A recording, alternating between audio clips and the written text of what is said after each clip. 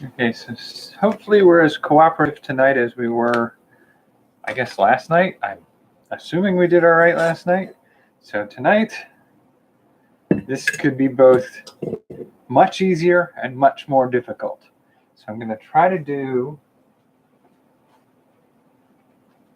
mayonnaise.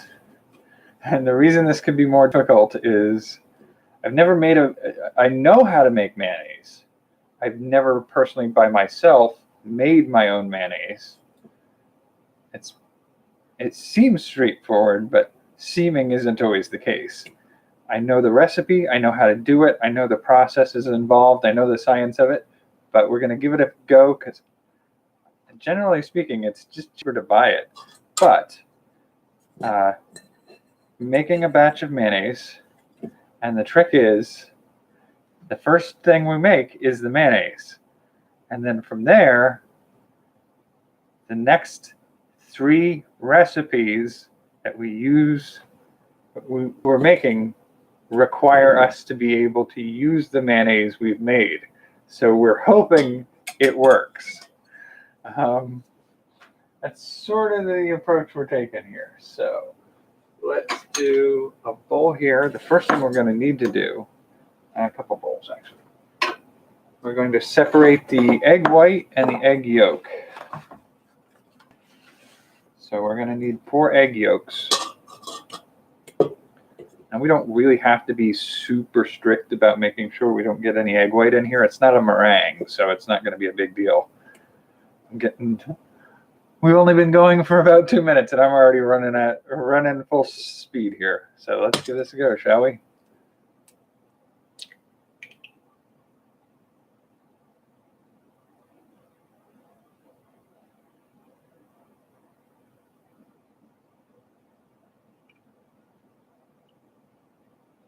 All right, so yolk.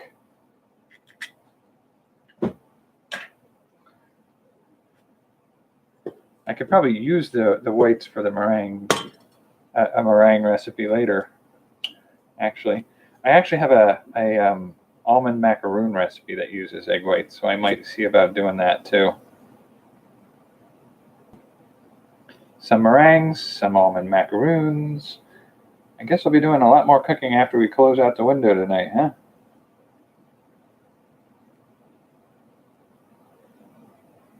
Ooh, you're just being calm. All right, well, I'm not going to sweat it. Good enough. So 4 egg yolks are the base of our mayonnaise. Oh, come on. That's not how we play this game, guys.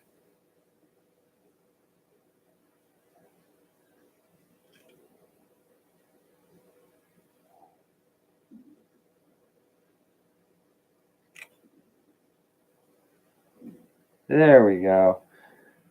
That's 3 yolks. Yolks on you. All right, so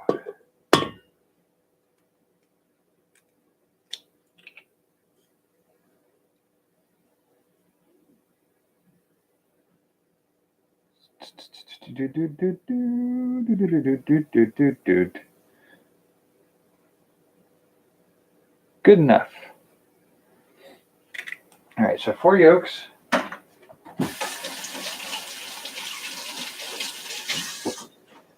Now, I have no idea how much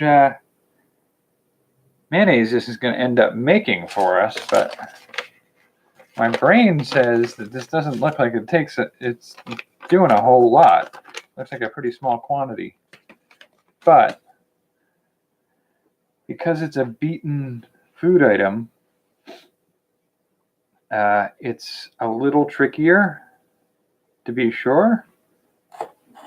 So that's my egg whites. I'll put those in the fridge. I'll come back for those later.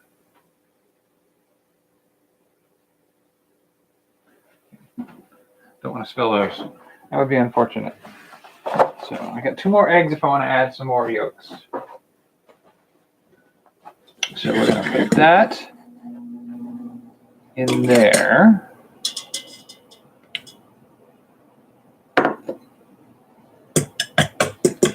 those guys up.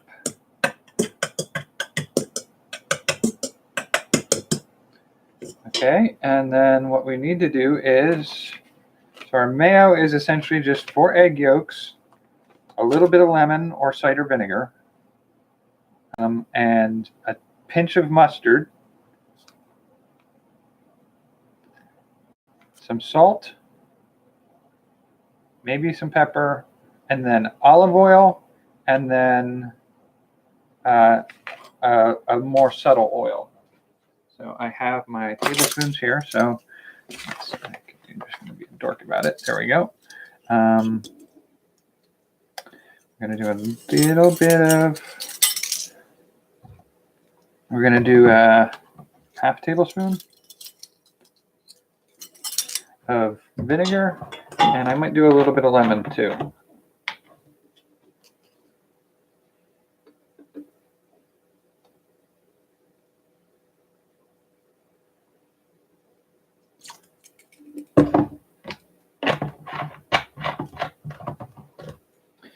And I might do just a little bit of lemon.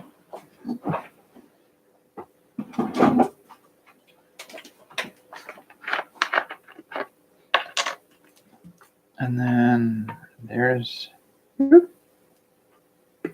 that's way more than we wanted. All right, there we go. That'll do it. So start with that. We can always grow it later. But actually, when working with things like making your own mayo, it's actually preferable to start with the premise of make more than you need.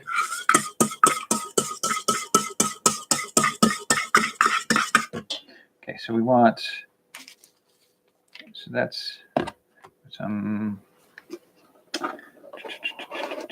teaspoon of salt, half teaspoon of salt. It's half teaspoon.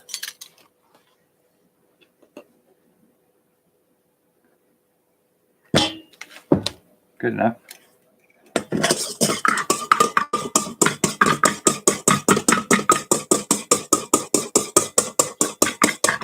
So we got salt.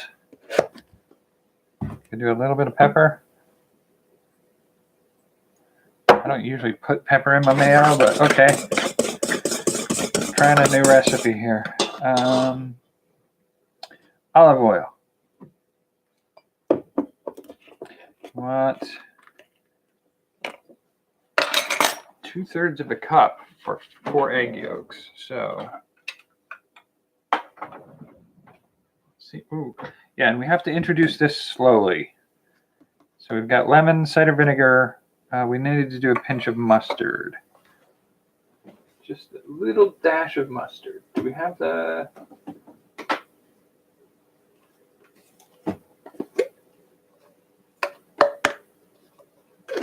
That'll be enough.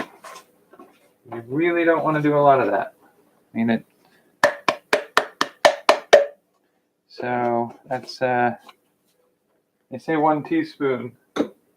That seems a touch excessive. I may use some of the prepared mustard because this mustard powder was super hot last night.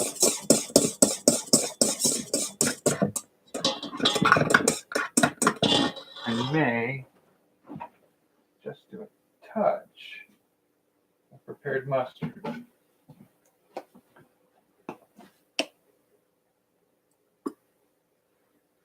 All right, so that should be enough to do what we need it to do.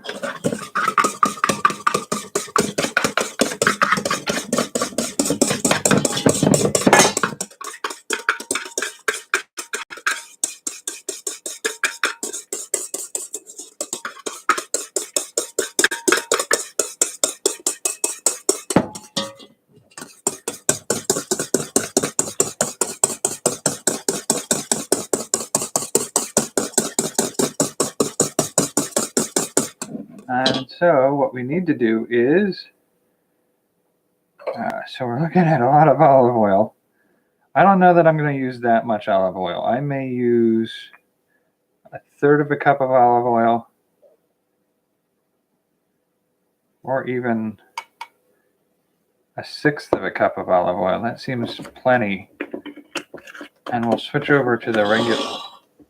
We'll switch over to another oil.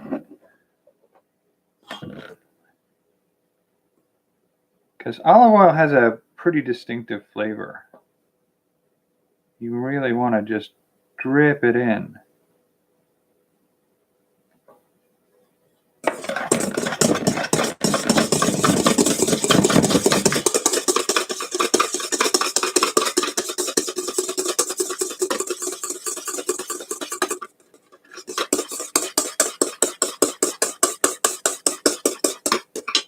And I mean, this is supposed to emulsify.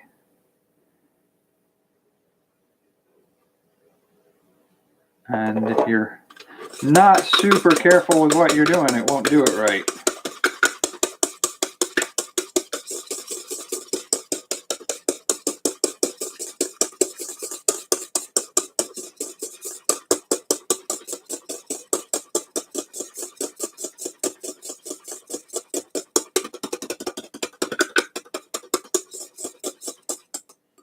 It's a good arm workout.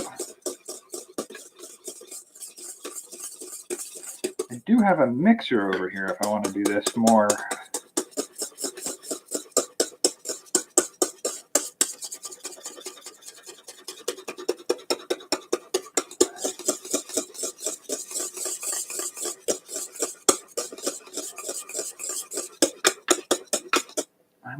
I might switch over to that. Because that is not the amount of workout I was looking for tonight. So let's see if we can shift some things over here.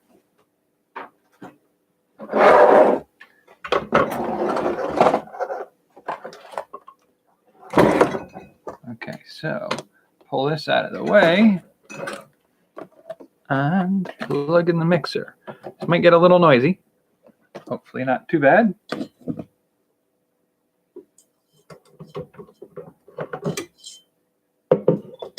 I did sort of pre-prep it earlier today, just in case I decided to use it.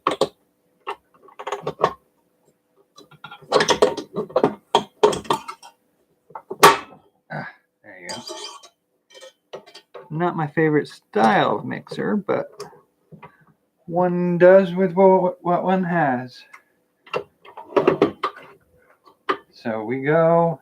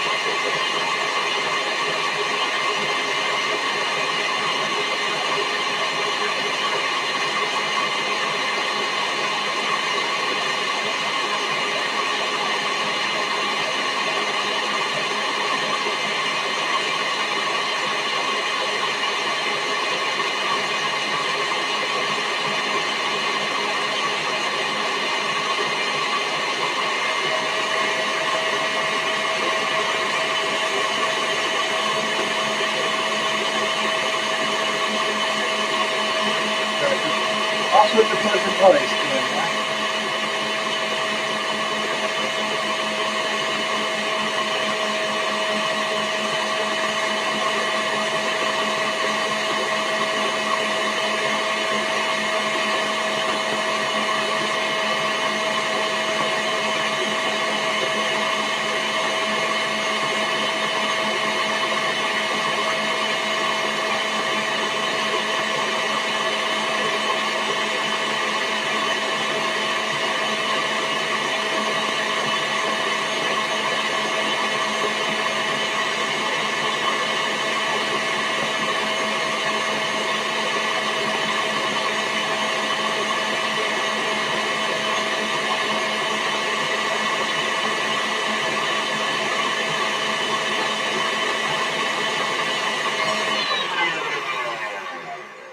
All right, so I'll pull this off here so I can give you a good look at what we're doing here.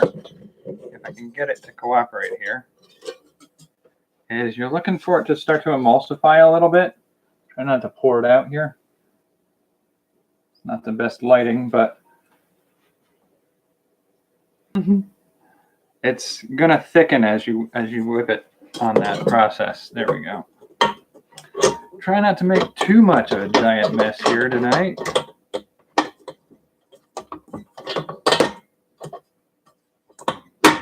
Okay, so that's gonna be there, and then.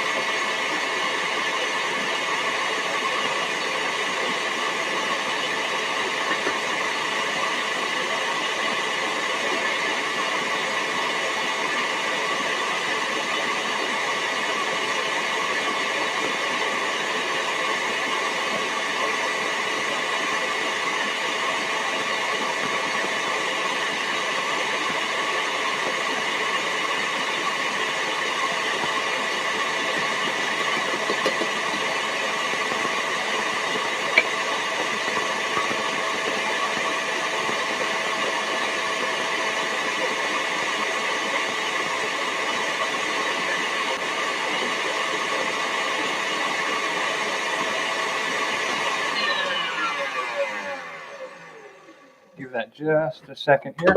So what we're doing here is trying to make sure that we emulsify the eggs and the oil together into a mayonnaise. Essentially, that's all mayonnaise is the yolk and the oil, and it's the fats mixing together and forming a compound with there's a little bit the acidity of the vinegar and the lemon also are in there. Gives the mayonnaise its zing, but also helps the emulsification process. The mustard actually gives it a little something too, but what we're doing with this is you're roughly going to go with 4/3 of a cup, so a cup and a third of oil. I did 1/6 of olive oil. You usually want to, if you want a really tangy, zippy mayonnaise, you're going to want a more specialized, like an olive oil or something with a little more bite to it. But if you want something that's not overpoweringly flavored, you want to go with a more neutral, subtle oil. And so I'm using just like a canola oil. So that's going to be where I'm going with this. It's going to get loud again, so brace yourself.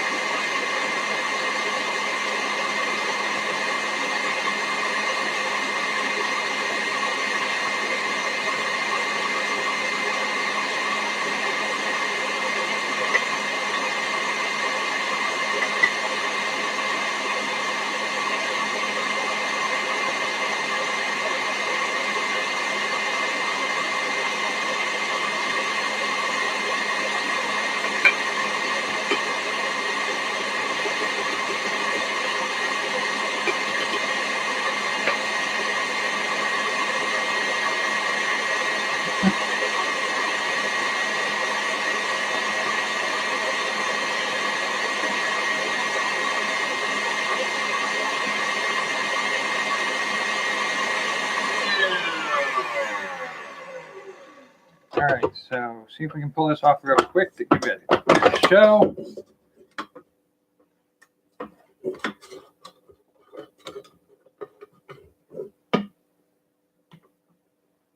Okay, so what we're looking at here is it is thickening and emulsifying, and we're getting a nice start to a base, and it's lightening in color.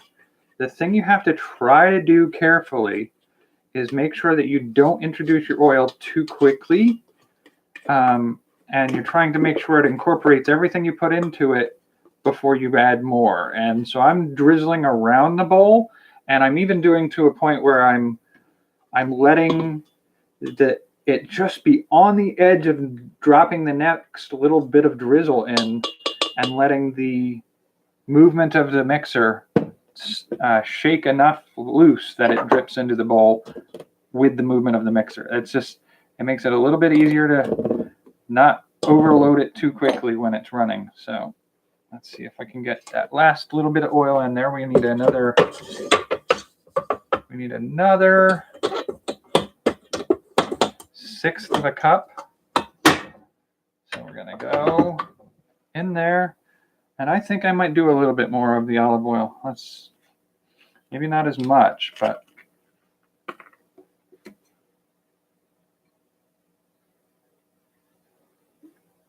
I think that'll be a good start. And I might even put some of the egg white in there to get it a little bit further.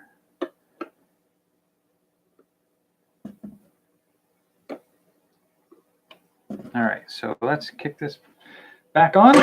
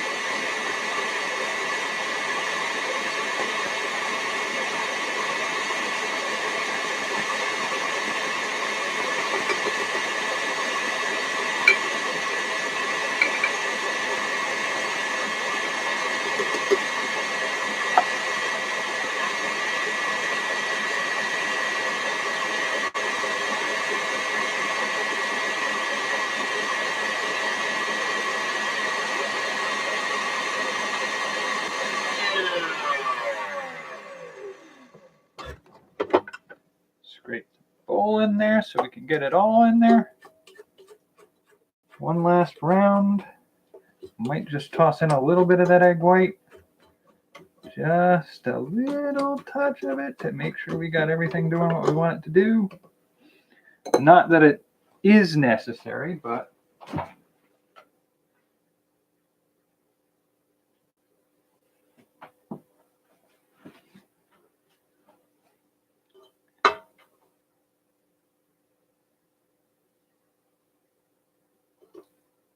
there we go. Put that in there. And let's put this back in there and go.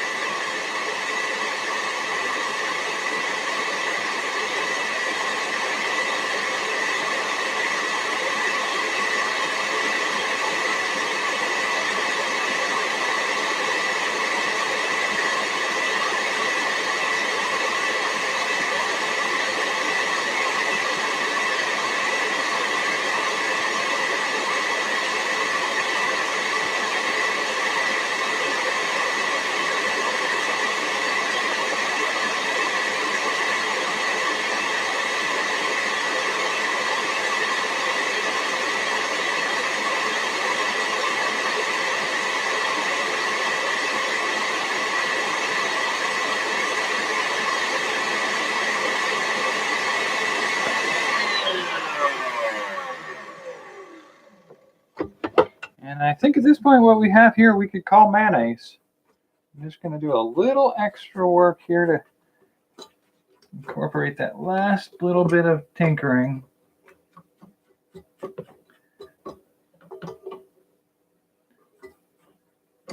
Yeah, all right, so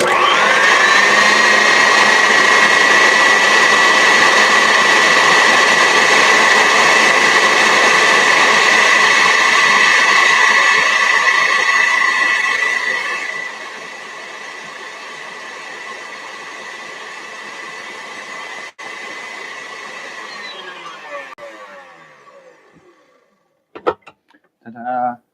So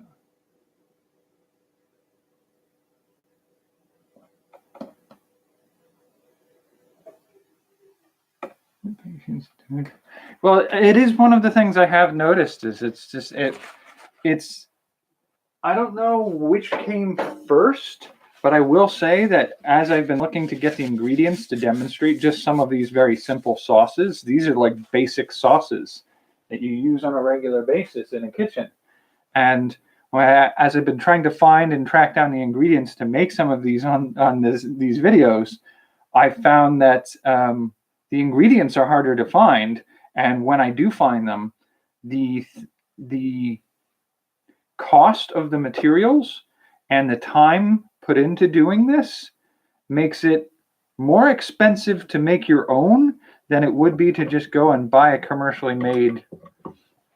Like the mayonnaise here, like this is more work and cost and materials than just going and buying a gallon jug of this. And you'll see in a second here when I pull it out that you're not getting a gallon out of this. This is not going to be a major, huge container of it.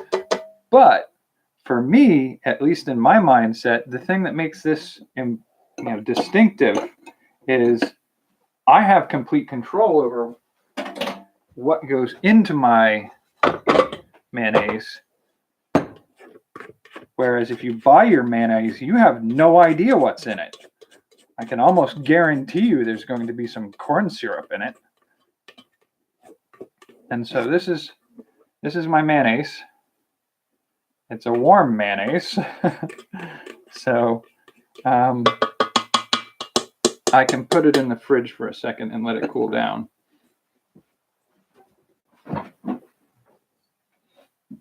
If I had room in the fridge. Goodness. All right, so let's get some space in here, guys.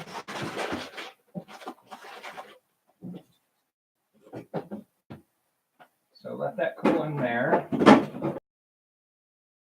So that's the basic mayonnaise, and as we move forward with the rest of these recipes, we're going to use that as the foundation. So they're all going to be smaller portions tonight. They're not going to be like the massive quantities that we made for some of the other things.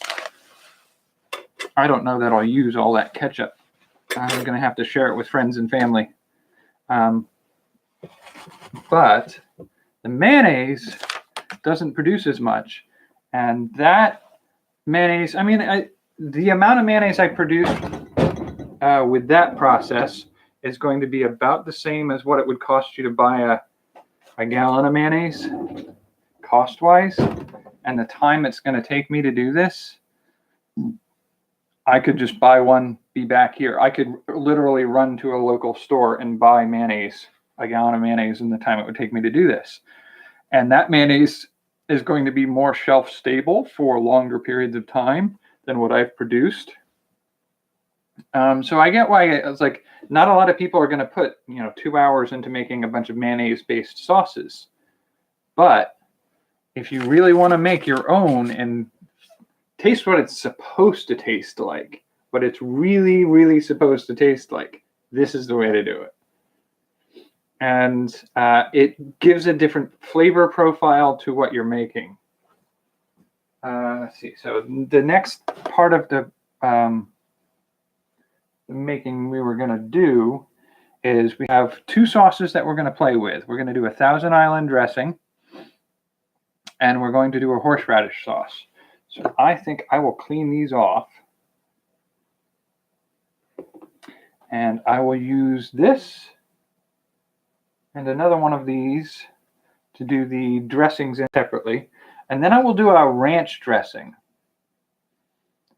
And a ranch dressing is the second more involved recipe, because the Thousand Island is 3 ingredients, and the horseradish mayo sauce is 4 or 5 ingredients, depending on how you choose to do it.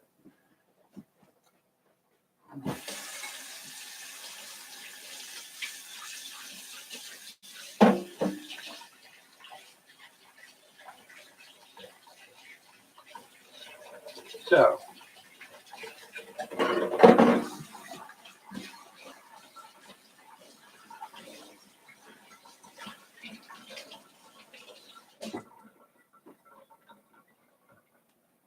that's one. And we'll grab a second one.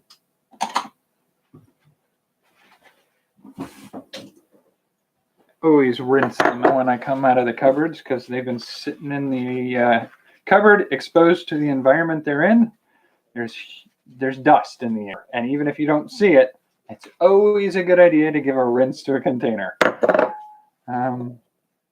Unless you're trying to ferment something. If you're looking to ferment something, it's probably going to accumulate some of the bacteria and spores in the air that'll help ferment it, but I'm always a little nervous about that. I haven't done any fermented foods yet, and I've thought about doing something like that for this channel. They're not a one episode kind of thing. You start them at one point, like a kombucha or a sauerkraut or a kimchi. You start those and they go for a month or more. So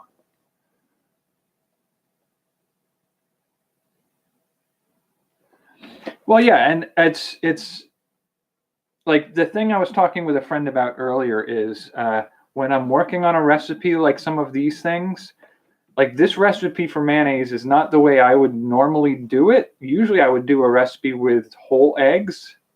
And that gets you a lighter and fluffier and less rich mayonnaise flavor. This is a much more yellow and heavy tasting mayonnaise. And so it's great hand gestures. Yeah, there we go. And then, but what it lends to other sauces that you make. So like what this will do for a ranch dressing versus the lighter, like a Hellman's or like a whipped mayonnaise, is it'll give a richer, creamier taste. And if I wanted to, like you saw earlier, I was looking at the recipe that I had found for this, and it suggested putting mustard powder in there. And that would make a spicier mustard. You can put cayenne, you can put Worcestershire in there, you can put soy sauce in there, you can tweak the flavors just so and experiment. And that, to me, is half the fun of doing these things. So, all right, so we've got this. This is our mayonnaise. Like I said, you can see it's somewhat yellowish in color. And that comes from the egg yolk predominantly. I mean, it would be more yellow except for the oil we whipped into it changed it. So let's get some of our ketchup. So we do a little bit of ketchup, a little bit of mayonnaise.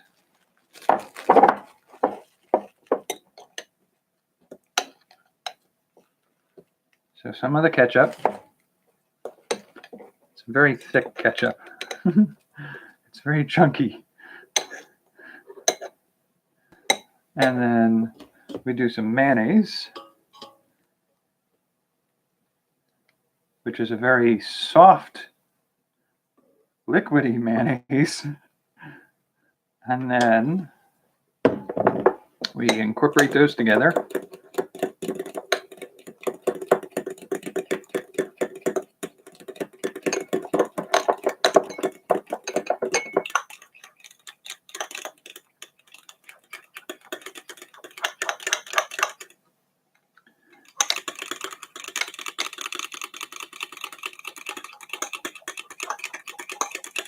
And you just mix, and then the third ingredient on this one, which will be a Thousand Island dressing,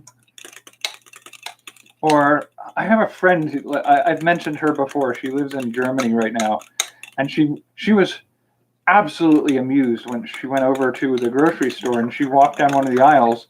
She's from America, and she found a bottle of what's called America sauce. And America sauce apparently is Thousand Island dressing. And I feel like part of the reason they call it that over there is because what this is, you'll start to recognize it as it goes together, is you add a little bit of sweet relish to it. And what you're getting is a Thousand Island dressing, which you can use in salads. But if you've ever gone to a McDonald's and you've gotten I think they do it on one of the breakfast sandwiches, but if you get a Big Mac, the sauce that they incorporate in a Big Mac is Thousand Island dressing. It's a weak Thousand Island dressing, but that's what it is. And it's just sort of by feel, what you prefer to do to get your consistency right. I like a little bit of the chunkiness that the sauce can get with the relish in it. So, and because this ketchup is as thick as it is, and the mayonnaise is as thin as it is,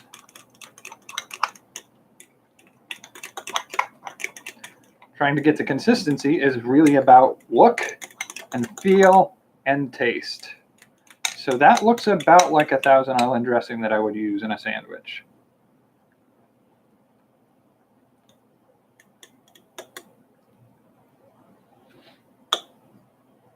Ooh, that creaminess on the mayonnaise really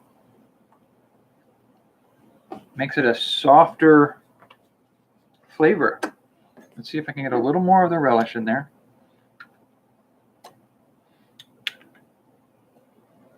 And I think I'll do a little bit more of the ketchup in there. I think that ought to be enough. If it's not, I'm going to have to wash that utensil. All right, so let's try mixing that in there. See if we can get a little more bite to it, because, as I said, the way I usually use a mayonnaise is with more egg white in it. It's not as fatty and thick and rich, and that fatty, thick richness on this can dull down or hide some of the other flavors. I might even put a little dash of lemon in there. Give it a little more bite. Now, Russian dressing is a little bit different than this. You would use a dill relish.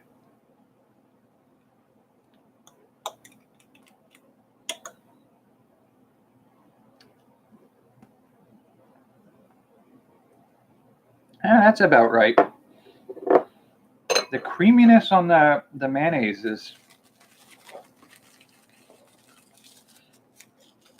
There we go. There we go. Got a little bit of it creeping in the back end. Wash these.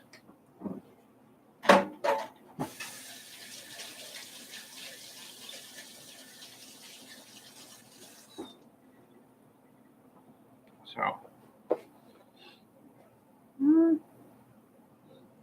that's the right color consistency.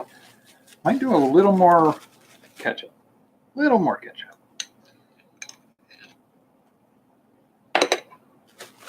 Just because that mayonnaise goes further. It spreads further on that.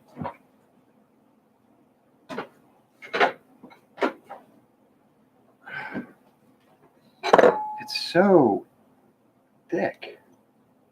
Well, the mayonnaise texture is thin, but the flavor is thick. So it's sort of like I've talked before how when I do a salad, I oftentimes just put like lemon juice on it instead of a dressing. And people are like, well, what about the oil? Like you could do a vinaigrette or something like that. And I'm like, yeah, I could just put vinegar on it though. And they're like, yeah, but what about the oil? And I'm like, the oil just spreads the flavor a little bit and makes it dulls the acidity and the tang from the citrus or the vinegar you use. And that's sort of what's going on here. This is such a rich sauce that it plays differently with the relish and the ketchup. So let's try that now. That's okay. So we've got that.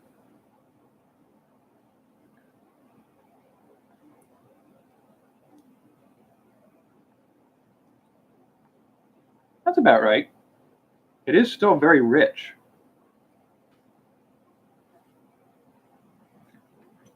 All right.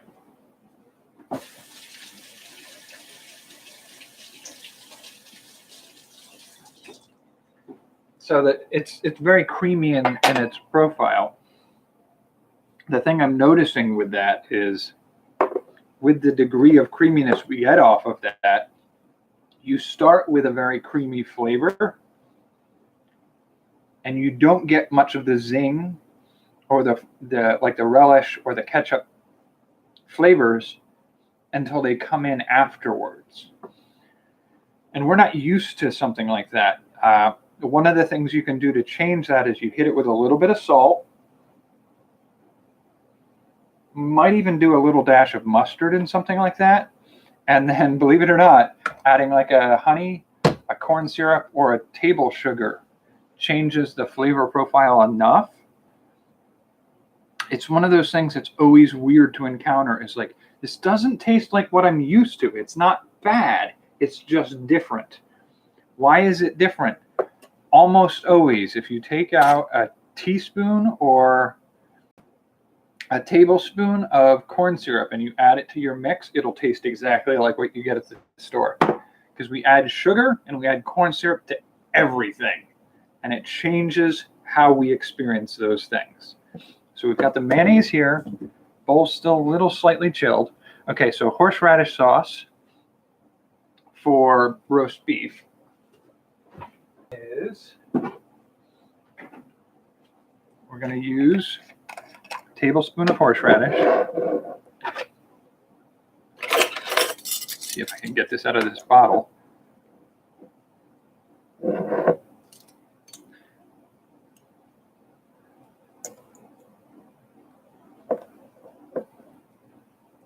Horseradish, horseradish. I do like a good horseradish when it's used right. So horseradish there.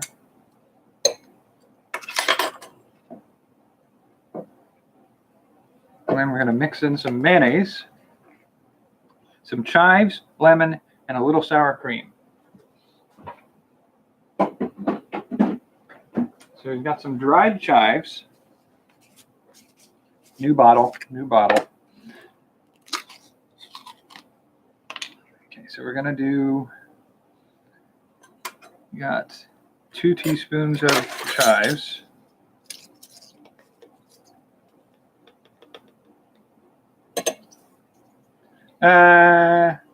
I'm going with 1 teaspoon of chives. That seems like an awful lot of chive for that. All right. So, and then what we're going to do is we're looking for a 1/4 cup of mayo. Get our little 1/4 cup out. Rinse that off. Because it's been sitting in the cupboard, not used. So, mayo. A 1/4 cup of mayo.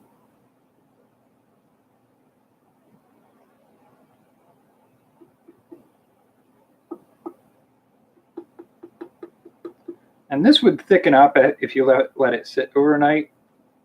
We're not letting it sit overnight, so it's not going to thicken up. We're using it all right now. So that's the mayo. So we do a 1/4 cup of mayo, chives. You can do a little dash of lemon.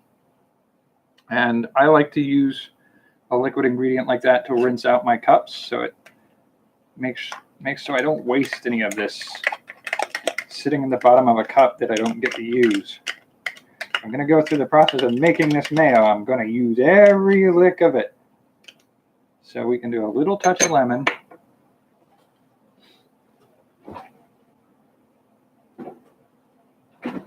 And this is 2 teaspoons of lemon. I don't know that we need that much, but we'll go there.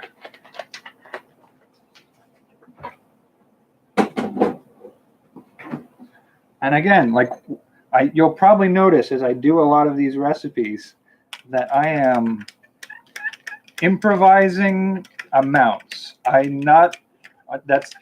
This is roughly 2 teaspoons of lemon, but I didn't measure it. And it's not going to hurt this recipe overly much. You might get a different flavor touch each time you do it this way. So that's the mayo, lemon, horseradish. Now the secret ingredient to making this work is a little bit of sour cream. So 1/2 cup of sour cream.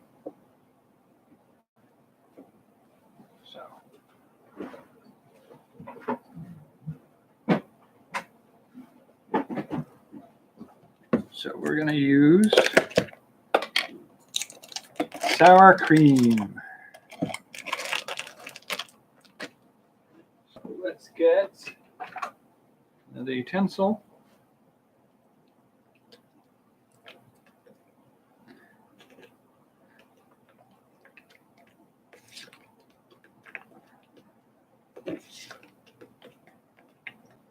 So we're going to go about, I'd say that's about a 1/4 cup. And that's a 1/2 cup of sour cream. So we incorporate that in. And now we've got a horseradish sauce. See if we can get this to incorporate in. So it's going to have some chives, and horseradish, mayonnaise. So it's going to have a little bit of the flavorings that went into the mayonnaise. So a little lemon, a little mustard, a little of the vinegar, some egginess to it.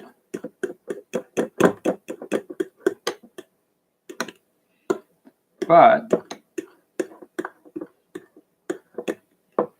this, if we refrigerate it, it should thicken up enough that we will get a great sauce for putting on roast beef sandwiches and stuff like that. So let's try that.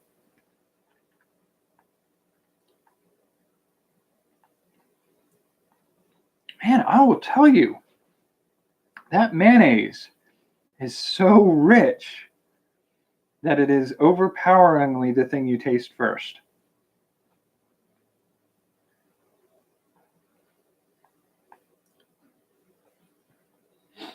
That's a little bit better.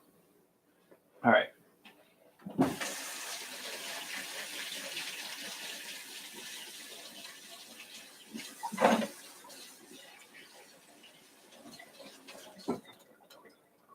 So we've made a Thousand Island dressing. We've made a horseradish sauce. We've made our own mayonnaise. And so the rich, I'll put these both in the fridge, so let them set up a little bit.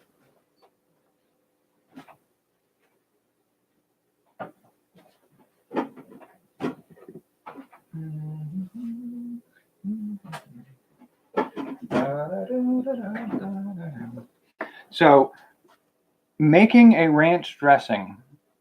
I used to make a ranch dressing from scratch that people raved about. And the real trick to that is ranch dressing is best when the first thing you get is a rich creaminess, followed by a subsequent tanginess from the ingredients.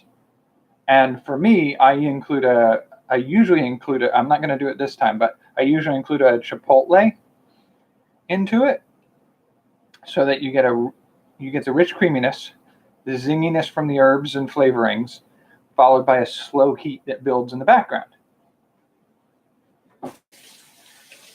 Now that's something you get best when you have a creamy base. And this, I'll tell you what, this mayonnaise is creamy, and it's not creamy because it doesn't actually have a lot of dairy to it, but it has no dairy to it. So our ranch, I think what I'll probably do here is use one of my small containers here. So what we're going to do is half cup of mayo.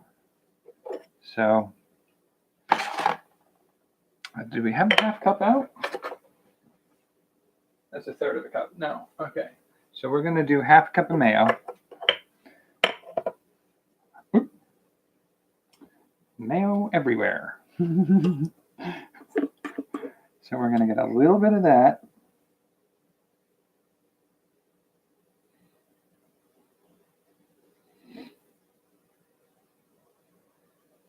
That's 1/4 cup. And this is where you learn to use that math that you studied in school that everybody says, when am I ever going to use it? This is when you're going to use it. You figure out your ratios as you work. Of course, if we had the metric system, this probably would be a lot easier.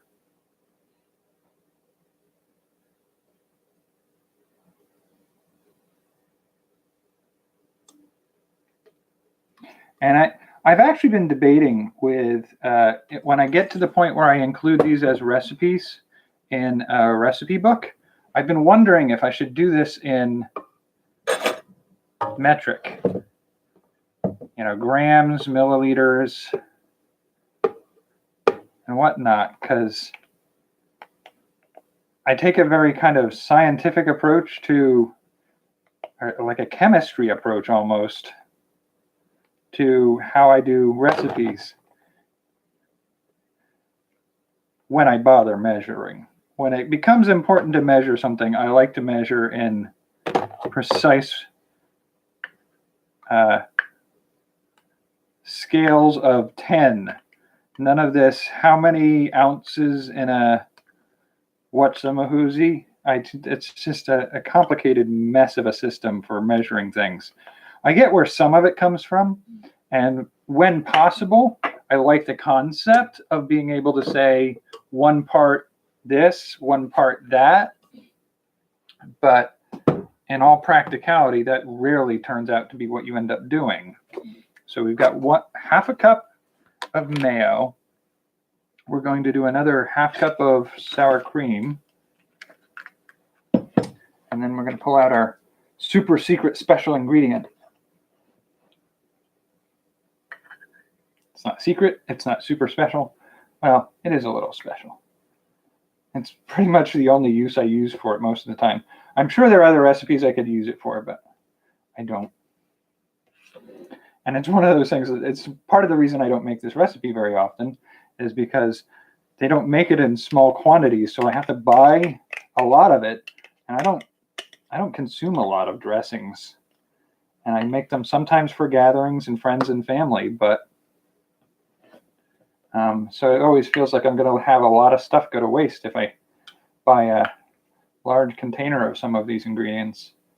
I make a banana nut bread that uses vanilla yogurt in place of butter, and it does some great things to the flavor of the recipe, but you either get too little of the vanilla yogurt and it doesn't work right, or you get too much, and if you don't eat it, it goes bad in your fridge. Like it seems strange to say that yogurt will go bad because it is essentially a spoiled milk, but you can make a yogurt go bad. There's no question in my mind. I've seen it happen. All right, so that's that. We'll put the sour cream back in the fridge now. We're pretty much done with that. And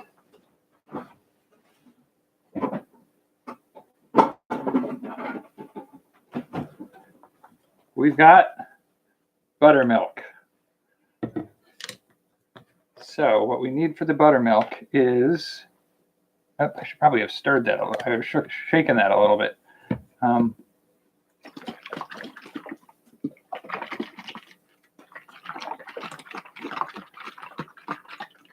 All right, so buttermilk. We're going for half a cup of that. And that's the beauty of this is it's half a cup of mayo, half a cup of buttermilk, half a cup of sour cream, and then it's just flavoring it. This is a thick buttermilk. I may have to play with this over the next week. That's a pretty impressively thick buttermilk.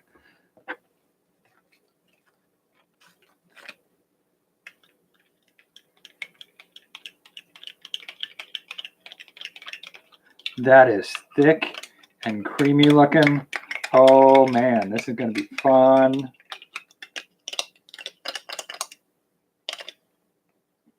This is going to be a super, super creamy ranch. Okay, so we've got that going. Incorporate those together.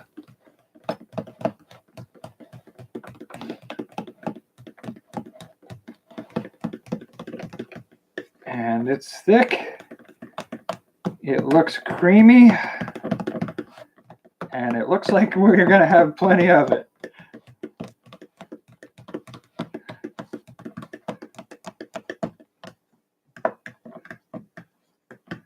And then we'll have a little bit of the mayonnaise left over. Not a lot, but we don't need a lot.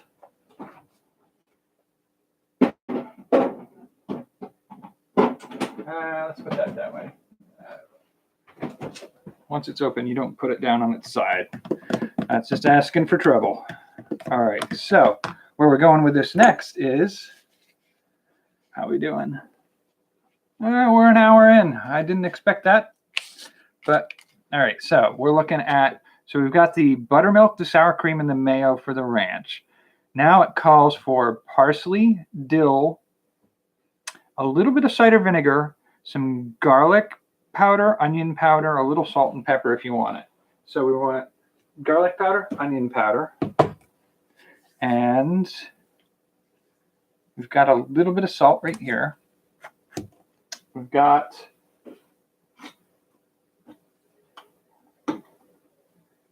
that's chives, no. Parsley and dill. So we've got parsley, dill, cider vinegar, garlic, onion. Yep. So we've got everything we need. And really what you're doing here is you're doing roughly, I mean, parsley is the one with the most. So parsley is going to be 1 tablespoon.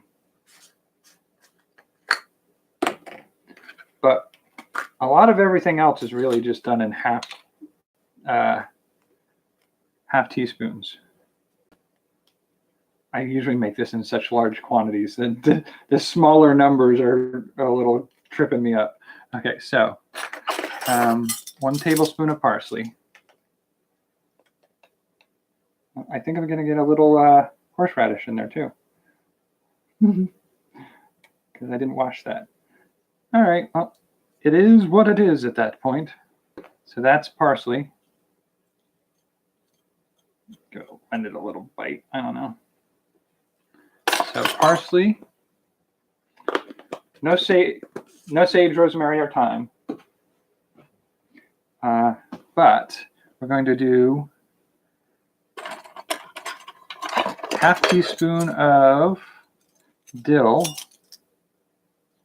So actually, I might, depending on how this works out, I may end up doing a doubling of the herbs because I like a good herby. But the thing to keep in mind when working on one of these dressings is when you mix the dried herbs in, or even oftentimes fresh herbs, the flavor is going to be subtle first, and then over the next day or so, it's going to get more pronounced.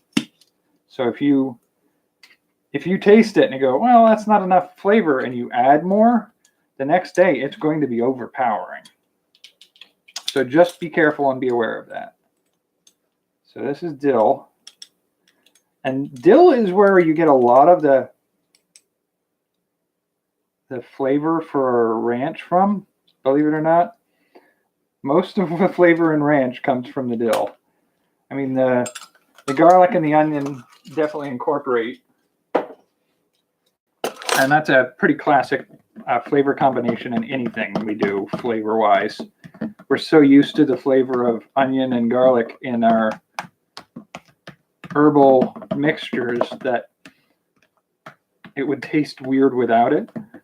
It's in everything. It's anything that I mix will probably have a little garlic and onion powder in it. I should have gotten bigger containers for it. So the parsley and dill are the 2 big herbal flavors in there. But we're going to do the onion. The garlic powder is a half teaspoon. The onion powder is a 1/4 teaspoon. Half teaspoon.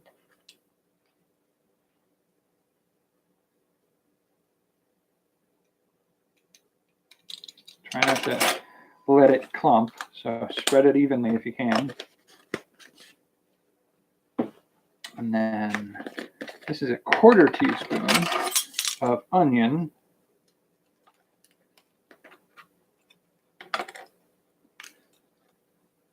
And you can up some of these or down some of them if you want to tweak the flavor a little bit. But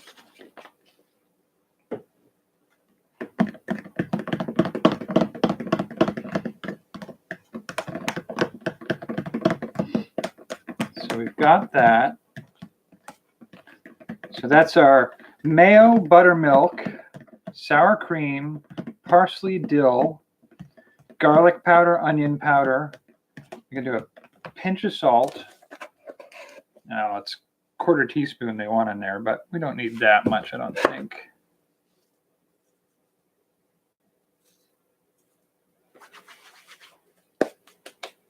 So that's the salt.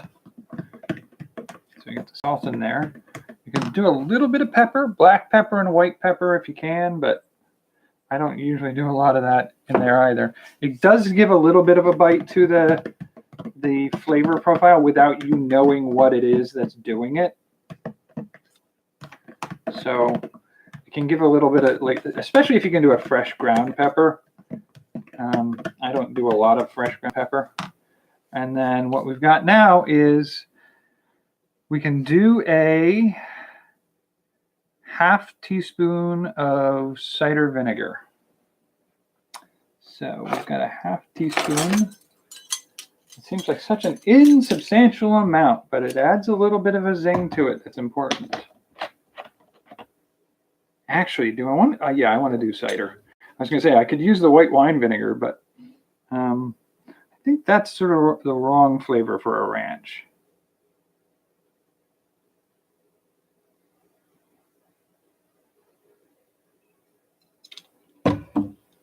And you want to stir that in quickly so it doesn't cause curdling within the buttermilk that's in there.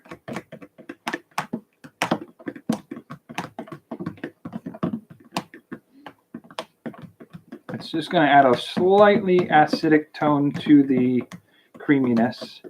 And then comes the taste test portion of it, where you figure out if you got it right. That's about right. It's very creamy, very rich, and it should thicken up as it gets colder.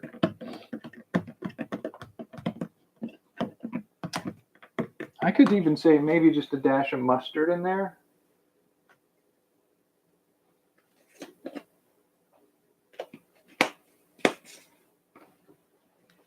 Not too much, though. This turned out to be, I'm pretty sure this is going to be I think this is a brown mustard, because that was super powerful last night. I might do just a little dash of vinegar on top of that, too. Give it a little extra zing.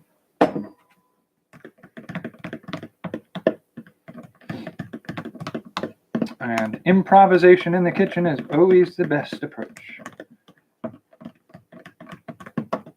Just try to keep in mind what you've done differently each time. I'll do a little dash of honey.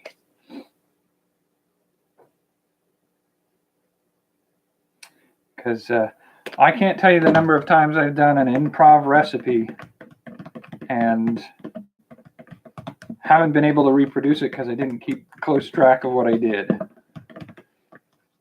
I used to do a potato dish that was sage and rosemary, tomatoes, olive oil, and some melted mozzarella. And like the proportions I never wrote down. So it's always sort of improv, and it's hard to reproduce when somebody tastes it and goes, oh, that's the best I've ever had it. And then like the next time you make it, it's like, you've done this one better before. Like, yeah, but I don't remember how. You should write it down. Write down what you did. You should measure what you're doing. I don't always do that either.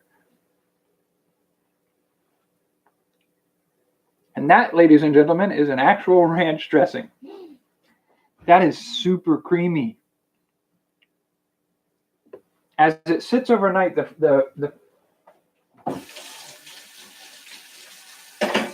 wow, that is really nice. As it sits overnight, the herbs and spices will actually blend in a little more. Right now, I mean, it's one of those things that, like, I'm not a super huge fan of like grassiness in my flavor in my herbs. So if there's a little bit of a grassy flavor to it, I'm not a huge fan usually. It borders on doing that, but it tastes really nice right now. And I can only imagine that by tomorrow, the flavors that mix thoroughly by tomorrow will be even more present and obvious. So let's go. Put that in here. That's the ranch. All right, so this is running a little bit longer than I thought it was going to run tonight. We're at an hour and 10 minutes, roughly. I was going to do a taste test of each of these on a sandwich if people were interested, but as we're running close on time, I might still do it. I'll just do it quickly. So I do need to can up the mayonnaise. I am going to do a little tuna salad with my fresh mayonnaise and see how that goes.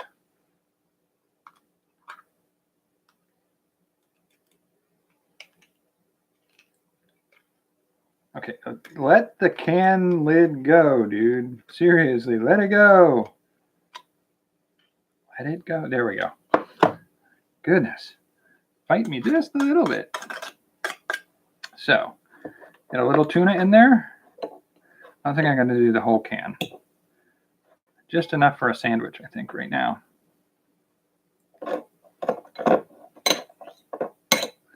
And trick for me when I make a tuna salad is do your mayonnaise, add a little mustard to it,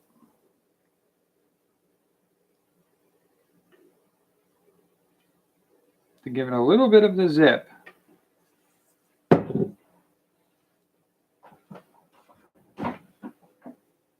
And here we go. Yesterday's mustard, it's going to have a bit of a bite to it, but that's fine. I am somewhat, I mean, I understand why, but I'm still like, every time I look at this mayonnaise we made tonight and see how yellow it is, it always surprises me. But that's because I didn't incorporate so many egg whites as I would expect. So trying this new recipe was definitely different. So here is the tuna salad. I took a very chunky pieces of tuna. So that's going to be our tuna salad. And like, so these are all basically, what we did tonight was a lot of mayo-based recipes. And that's part of the fun of this project for me, is showing how, like, with one foundational sauce, you can make 3, 4, 5, 6, 7, 8 other sauces. And when you do that, you open up a whole series of other flavors. Like, ranch is a mayonnaise-based sauce. Most people don't think about it like that. And then, so that's, and then the horseradish sauce was also a mayonnaise-based sauce. And Thousand Island dressing is a ketchup and mayonnaise-based sauce. And you can use that on burgers as well as salads. Mmm. Mm-mm-mm.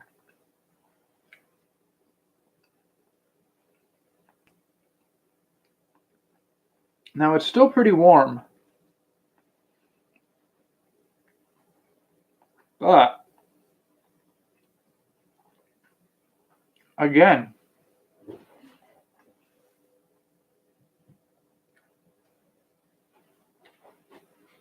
the richness of the egg, like the egg yolk predominant arrangement of doing this, is very rich, and it makes a, like, I would give a little more like citrus or vinegar maybe to some of this, but the richness of that egg yolk makes a more, it makes almost like a luxuriousness to this. Mm.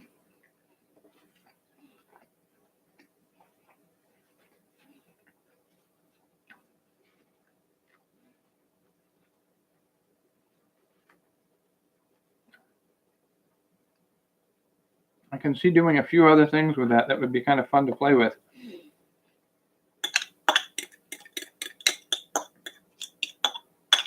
I think I'm inclined to go halvesies on how I do this in the future. If I want a richer, heartier mayonnaise, I will do egg yolks predominantly for half of it. But I think I'm going to continue to include the egg whites to make a fluffier, lighter, more voluminous mayonnaise.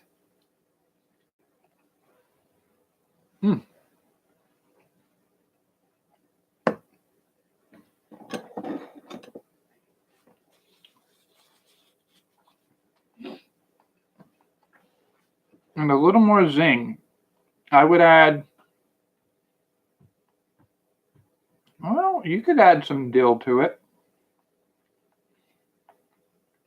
I mean, at that point, you're changing it from a traditional mayonnaise to a flavored mayonnaise. But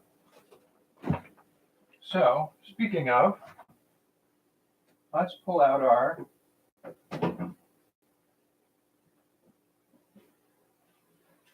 horseradish sauce. And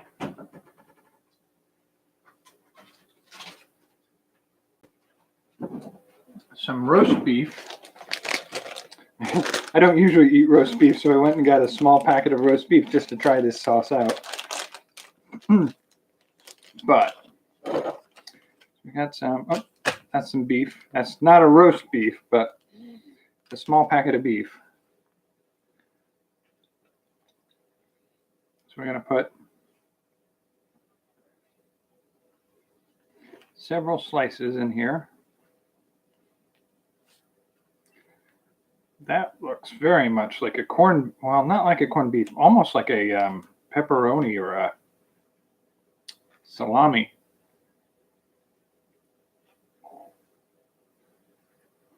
A little bit more. We can do a couple more slices. It's going to be very salty if I'm not careful. But the horseradish sauce should cut that a lot with the richness and creaminess of it. So maybe that works just fine. Yeah, I'm starting to run out of utensils, is what I'm facing right now.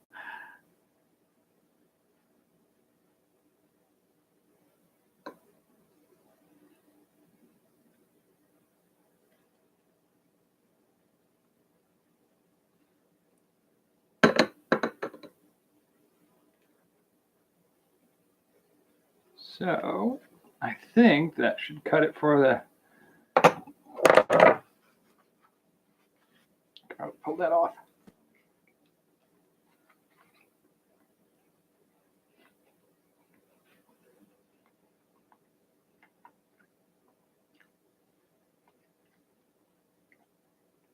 Actually, I like the sauce more than the beef, but the saltiness of the beef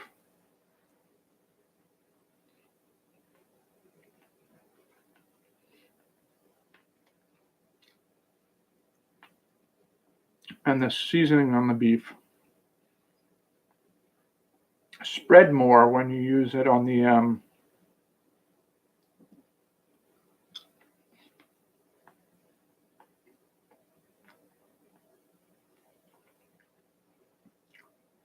the rich creaminess of the sauce. Sorry, I don't mean to talk with my mouth full. But the creaminess of the sauce helps move that flavor all around, and they complement each other well.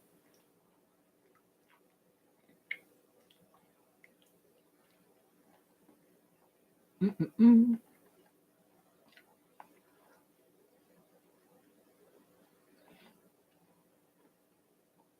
Mm. And there is that little bit of bite of the horseradish, but you also have the chive, the creaminess of the sour cream and the mayonnaise.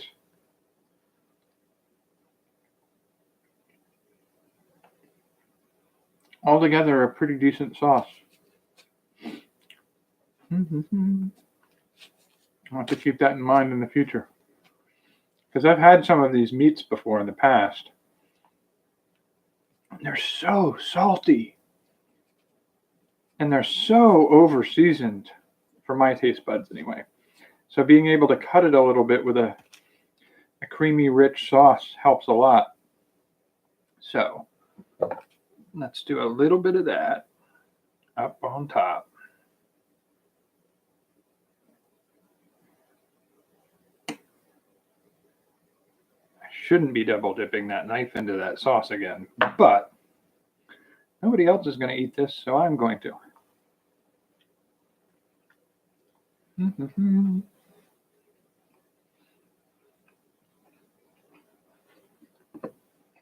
Mm-mm.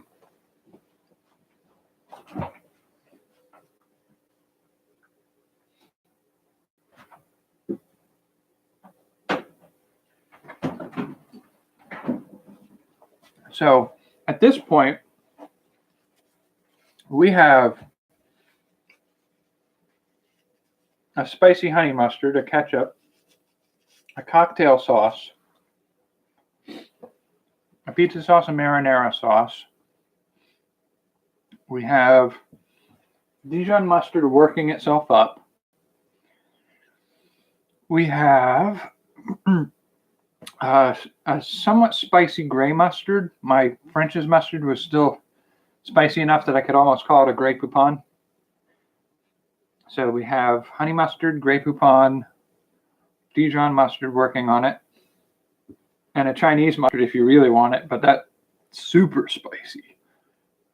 And now we have mayonnaise and horseradish sauce, Thousand Island dressing. Ooh, that's right. I wanted to try the Thousand Island dressing on a slice of ham. And then some ranch. So we've got, 16 different sauces out of this already?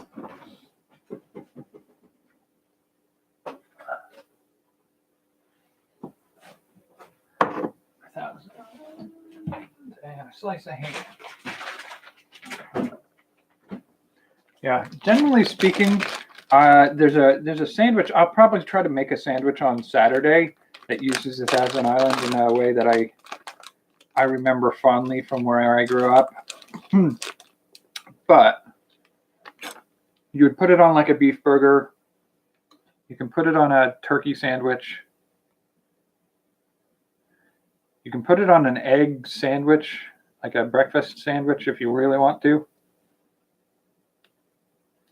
I don't do a lot of ketchup stuff on my eggs. That just seems weird to me, but I know a few of our family members really like their eggs that way.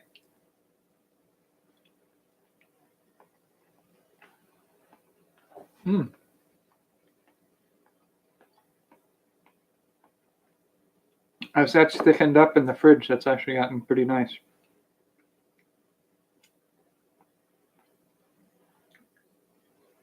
There's still a very creamy richness to it.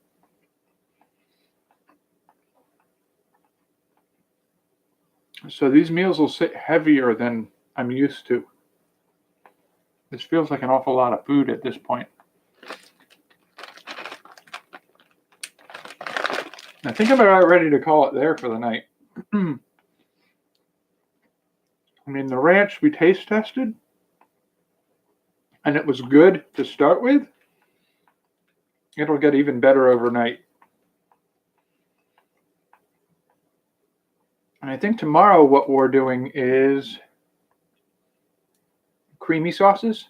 So like a hollandaise sauce, a Alfredo, and I think I'm doing a garlic sauce. I haven't decided yet on that one, but I do want to do a cheese sauce that you can do for like a mac and cheese, but it's a distinctive cheese sauce.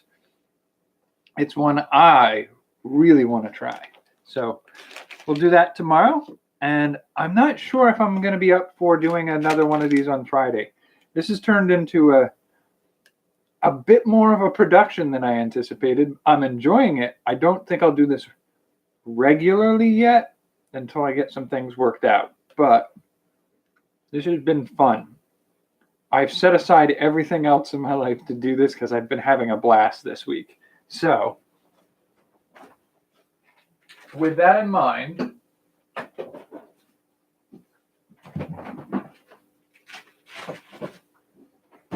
I think it's time to bid you a good evening, sir, and I will see you again tomorrow. Thanks for joining me. See you tomorrow.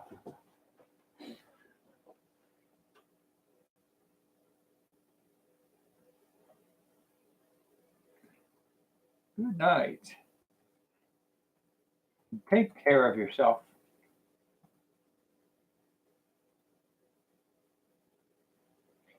Do, do, do, do, do, do, do.